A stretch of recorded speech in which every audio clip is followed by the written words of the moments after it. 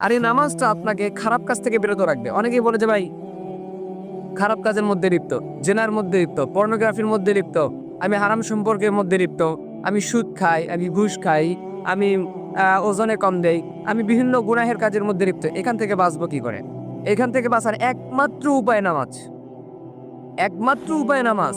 আপনি আপনার ফ্যামিলি প্রেশারের মধ্যে আছেন, ডিপ্রেশনের মধ্যে আছেন, একটা টেনশনের মধ্যে আপনার দিন যাচ্ছে। সো এর এমন একটা প্রবলেম, এই প্রবলেম থেকে বাঁচার একটাই উপায়, সেটা হচ্ছে নামাজ। নামাজ ইজ দ্য বেস্ট সলিউশন। এটাই হচ্ছে সবচেয়ে মূল্যবান একটা ঔষধ, যেটা আপনার ডিপ্রেশন দূর করতে পারে, যেটা আপনার চিন্তা দূর করতে পারে, যেটা আপনার পারিবারিক সমস্যা দূর করতে পারে, যেটা আপনাকে কুল রাখবে, সবসময় কুল মাইন্ডে রাখবে, সবসময় ঠান্ডা মেজাজে আপনাকে রাখবে, সেটা হচ্ছে নামাজ। ইভেন আপনার সৌন্দর্যকে বৃদ্ধি করবে, সেটা হচ্ছে নামাজ। যখন আপনি প্রতিনিয়ত 5 ওয়াক্ত 5 বার অজু করে যখন আপনি নামাজের মধ্যে দাঁড়াবেন, এমনিতে আপনার হাত পাগুলো আপনি অজুর মধ্যে ধুইতেছেন।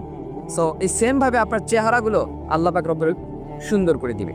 সো নামাজ যেটা খারাপ কাজ থেকে মানুষদেরকে বিরত রাখে, এই খারাপ কাজ থেকে যে মানুষদেরকে বিরত রাখে, এটা আমার কথা না, আল্লাহ পাক নিজেই বলতেছেন, ইন্নাস সালাতা তানহা আনিল ফাহশাই ওয়াল মুনকার, যে নামাজ মানুষদেরকে অসৎ কাজ থেকে বিরত রাখে, খারাপ কাজ থেকে বিরত রাখে, অশ্লীল কাজ থেকে বিরত রাখে।